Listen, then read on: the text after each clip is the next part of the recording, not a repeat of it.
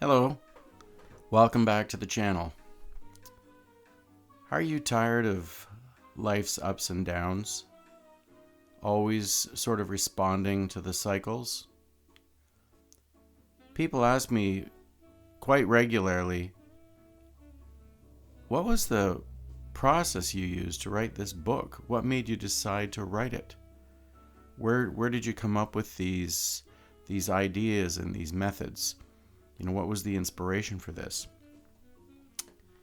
Simple answer, there always has seemed to be ups and downs and, cycles of progress and regress, in life.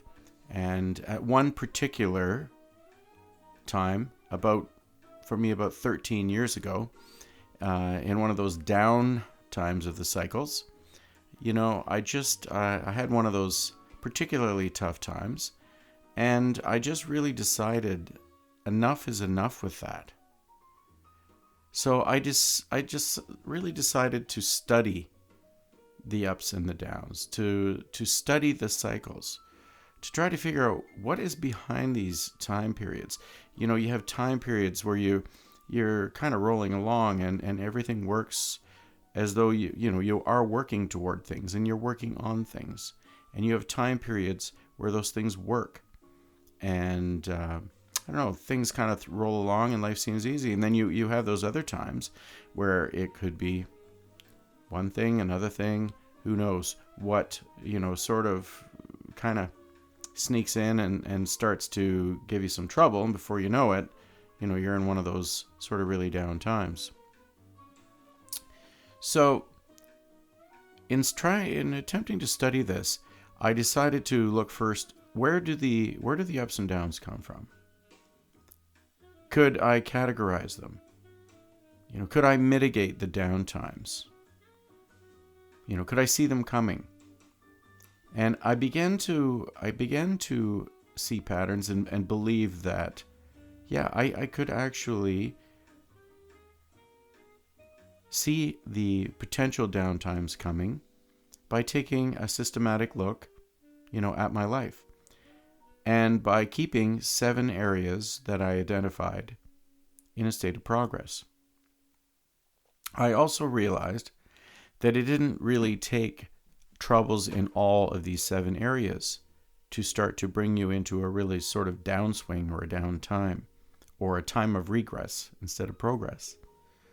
You only really had to have one area that you had left ignored or not focused on to such a degree that it went into serious regress, and it would start to pull the other areas down. So how did I identify the areas? How did I identify the 7 areas? Well, I listed all the wins that I could think of that I'd had, and all the good times that I'd had. And I listed all the down times that I'd had, and any losses that I had, things that didn't work out.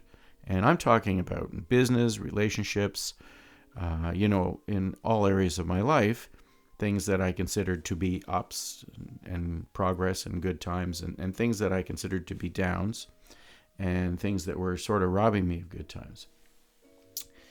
So I listed all my wins and failures, and then I put them into categories of things that were all in the same category, categories with each other, things that had common elements, and I categorized them. And when I did that, I came up with the 7 areas, and I came up with the acronym for PROWIRC in the PROWIRC Method. So in the book, Happiness and Wellbeing Through Balance and Progress, the PROWIRC Method. PROWIRC is a word that I made out of an acronym, which the 7 areas stand for power, relationships, organization, wealth, image, relaxation, and creativity. What I decided to do was to routinely look at these areas and just simply to come up with the idea, are these areas in a time of sort of progress, or are some of these areas in a time of regress. And, a lot of times I just looked at it as some of these, are these areas moving forward, or do they seem even stagnant? Because the truth of it is, there's no real constants in life. Like, things are either getting better or they're getting worse. They're improving or they're not improving. It's just that thing that if you are not paying attention to something and it's not improving for a time period, and you think, well, that area is not improving, that area is probably already in regress, and it's worse than not improving. It's actually making you vulnerable in that area. So I decided to routinely look at all these areas all the time, just on a weekly basis, and decide, are these areas in progress? And I would try to remove, any of the areas that I thought were in regress. I would take that out by, sort of brainstorming, gee, what could I do to sort of improve or move those areas ahead? Anyway, what I found from taking this method is I found a number of benefits, and I found them pretty quickly. I found that the vulnerable areas where unseen trouble could be headed your way could be really thwarted by just trying to keep the areas in progress. I found that you could lessen the valleys, lessen the downs, or surprises, the impact of surprises that could bring you down, by keeping an eye on these 7 areas of your life. Also, having the 7 areas in progress was giving me a better, dependable sense of well-being. Keeping the areas in progress provides not only a feeling of balance, but an actual reality of balance. So this started as a personal study for myself, again, with the idea of being tired of the cycles of ups and downs in life.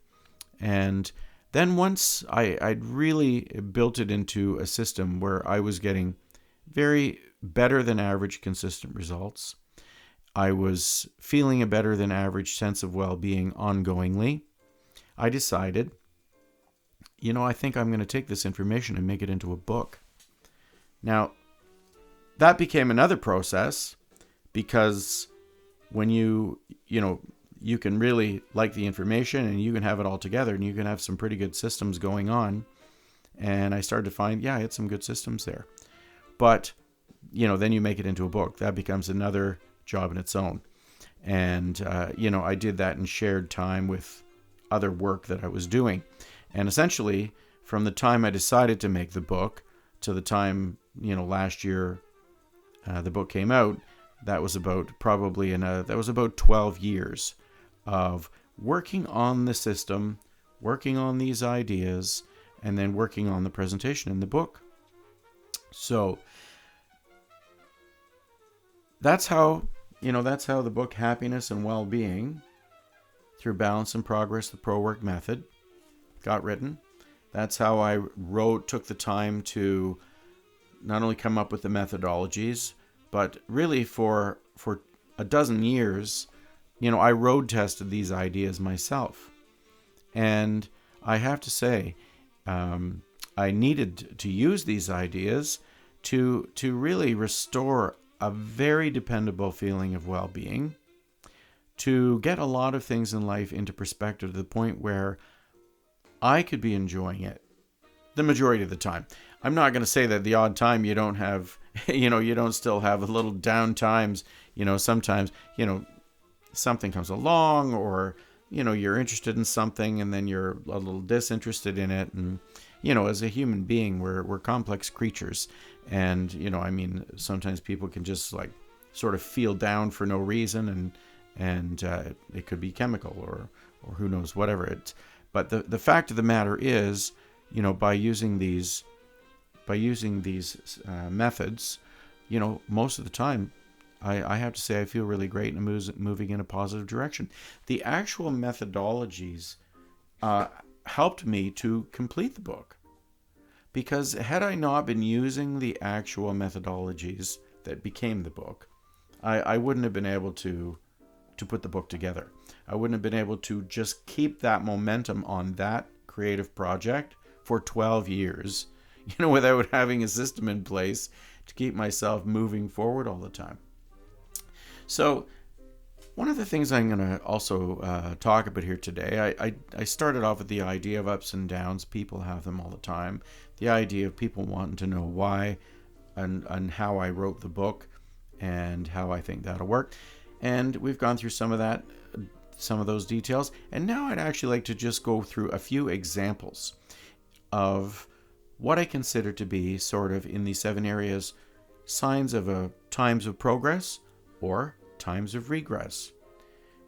Signs that, things are in an upswing, or signs that things could be in a little downturn.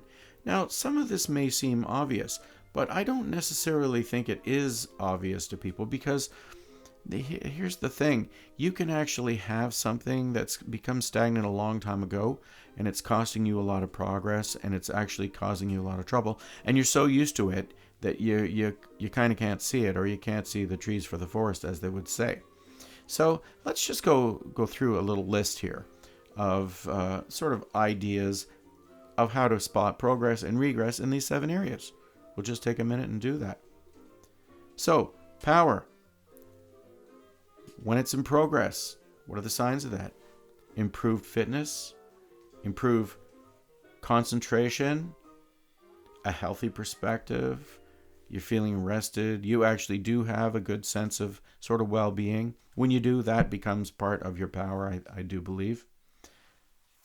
Power, when it's in regress, when it's in the downs, your fitness is in decline, you're tired more often, you're finding that you are suffering from poor concentration, you're generally sometimes feeling down, or often feeling down. You could also be just feeling often bored or generally unhappy. I think these are all signs that your personal power, which would mean your mental and your physical power, are in a time of decline, a time of regress, and not a time of progress. Your relationships. So, times of progress. You're experiencing healthy relationships, stable relationships. You're feeling that positive about your relationships, and you feel that your relationships with the main people around you, the main people in your life, are growing, and they're feeling solid and dependable. Your relationships in regress, they're not feeling positive. You might have a number of tough relationships going on in your life. Your relationships do not seem dependable to you or to other people. Those are signs of your relationship area in regress.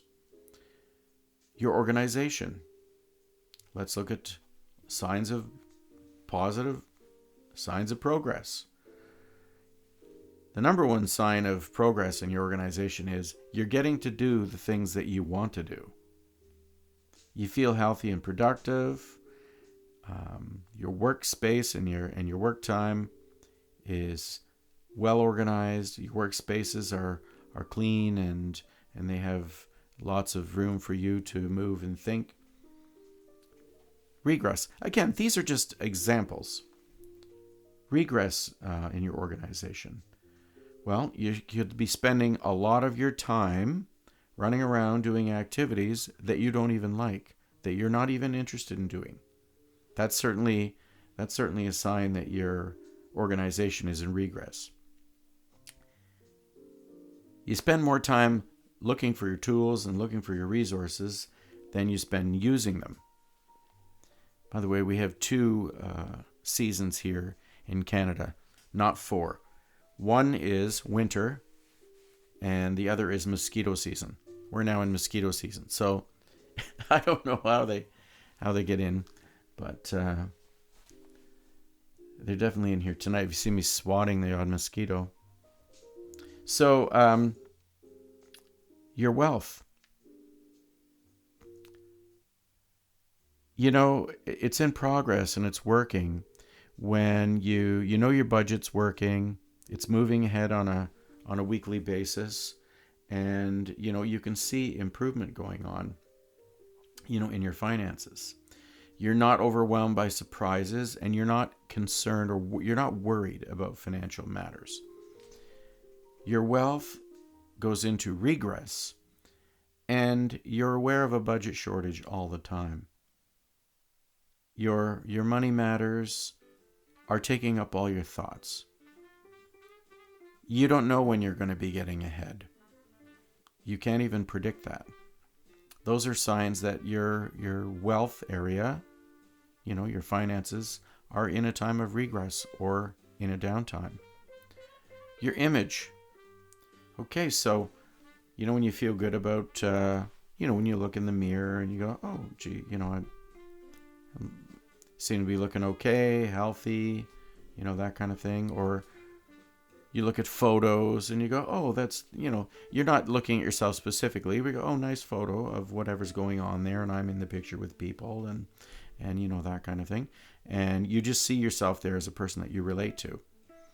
You know, when you're and another area of that, when you have a clear-cut idea of what you will and will not share about your personal life on social media, you now have your image in progress, and you have control over that. Your image in regress, what does that look like? Well, you don't relate to photos of yourself. You're thinking, oh, wow, I look a little heavier in the photos than I thought, or, you know, maybe I look a little more tired than I thought, or, you know, maybe I just don't see in that picture the photo of the energetic person that I thought I was or hoping to be, you know. Also, if you spend a lot of time on social media, 50% of your time taking down posts that you made because you think, oh, you know, maybe I shouldn't have said that. Maybe I shouldn't have done that. Well, you know, that's a sign that you are, you know, you don't have any clear policies about what it is you do and don't want to post about yourself or about other people or about your ideas or about whatever. And you're just doing it randomly. And then you're having to take it back all the time. So that's an example of your image in regress, you know. So the next area, relaxation. Do you feel generally well rested? Do you have good quality family time? Do you have good quality off work time? Doing things that you want to do and getting around to those things. Or relax, that's progress. Relaxation in regress is you're tired all the time. You're never getting around to doing any of the things that you want to do. You actually don't even, you know, some people respond to this, what's relaxation time? That's called your relaxation area is in regress. And of course, the last area is creativity. So, creativity in progress, what's that like? Well, you're using your creativity every day. You're feeling inspired. You routinely complete creative projects or use your creativity to move important projects ahead. Projects important to you. Creativity in regress. Okay. Maybe you don't think you're creative. I'm not a creative person. That's your creativity in regress. Okay. You're doing no creative projects, or it's been a long time. Oh, gee, you know, I used to write songs, or I used to do this, or I used to do that. I used to take photographs. I used to do paintings. I used to write poetry. Really, how long ago did you do that? Oh boy, you know, it's probably been 2 or 5 or 8 or 10 years ago now, or I can't even remember. That would be your creativity in regress. You know, you're not taking time all the time to be creative. Another sign of your creativity in regress would be generally feeling uninspired. Because there's one thing that I really find about creativity, and that is that if you are using your creativity all the time, you definitely are feeling inspired. Feeling inspired is a good way to feel, and it's a good part of your well-being, and it's just a good part of, yeah, well-being and balance, and your life headed in the right direction. Anyway, those are the 7 areas that I believe encapsulate sort of what's going on in your life. If you want to experience what I'm writing about in the book, being happiness and well-being through balance and progress, the PROWIRC Method, consider these 7 areas. Consider them weekly, how to keep them in progress. Use your creativity every day. And I hope you'll consider looking up this book. It is available on Amazon, and it's just been out for a few months now. I have the channels here: Happiness and Well-Being Through Balance and Progress, the PROWIRC Method. And I also have the channel here, the PROWIRC Method. And if you're not ready for a book yet, or you're welcome to come back. If you come back, please subscribe. Please like the videos. If you like the videos, put that on there. That helps out with that. Anyway, thanks very much for coming today. I really wanted to, get to some details there, and I hope we did that in a way that you can enjoy and feel some improvement. Thanks, and have a great day. See you next time.